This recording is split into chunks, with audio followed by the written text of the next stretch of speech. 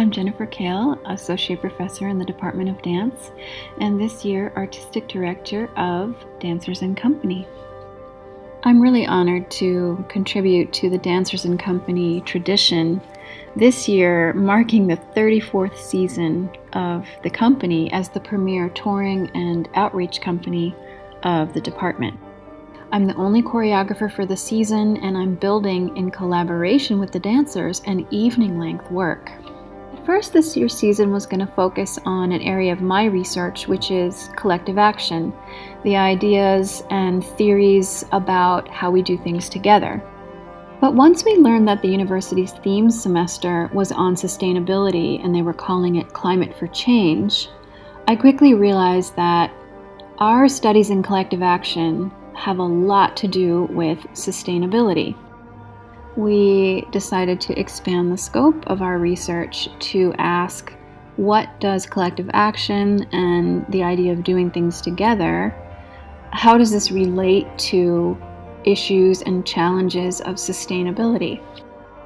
Both in and out of the studio, we've spent the year asking these types of questions, researching our themes, and in the creative research, invoking the theories, the stories, and the evidence to take form in the bodies of the dancers, in the body of the work. We're calling it Collective Energies. And the work draws on images of both people power and material energy. It considers some structures of renewal, of momentum, cooperation, and abstention. A central form that connects our themes also between collective action and sustainability is the circle. The circle is a powerful image and a powerful structure. So we've really recreated the Space Place Theater, and we've upended the proscenium, and we're bringing the chairs onto the stage. And so even in terms of creating an audience community or a community with our audience, we're enacting the circle, not only on stage in the work, but in the whole setting. Creating sustainability won't be achieved purely through science. It's also a human project that asks us to change how we organize ourselves. So for this reason, the setting, the objects, the sounds and structures of the work are both elemental, you could say, of the elements, and also man-made. We're using symbols of natural ecosystems and also symbols of social order. It's caused me to rethink the word revolution. That the word is historically tainted with violence and deeply flawed or failed ideologies, but I want to reclaim it.